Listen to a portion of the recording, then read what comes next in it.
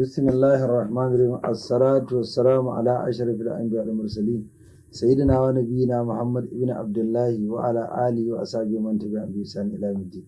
Bayan biya suna ta bugowa suna tambayan fassarar mafarkin alwala.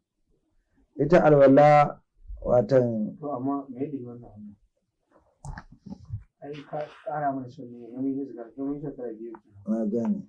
to haka ba Mutane da yawa suna ta bugowa suna tambayan fassarar mafarkin alwala. Ga abin da shi Abdulgani ga abin da shi Muhammadu bin Sirin ne yake faɗa a cikin littafinsa Tafsirul Alam mujalladi a shafi na 57 shafi na 56 yake cewa duk wanda ya ga yana yin alwala a cikin mafarkinsa to hakika yana nuna cewa bukatunsa za su biya kuma za a yafe mai wasu daga cikin zunubansa, kamar yadda na yi bayani a cikin babin wanka na ce in ka ga ana yin wanka datti ake cirewa, ita ma alwala bayan abu ne da ake dan bauta kuma za a gani ana cire datti da kura, shi kuma datti da kura a cikin mafarki zunubi ne. Ka kenan duk wanda ya ga alwala bukatun shi za su biya, sannan kuma mai yiwuwa wasu daga cikin zunubansa an yafe masa. Allahu a'lam.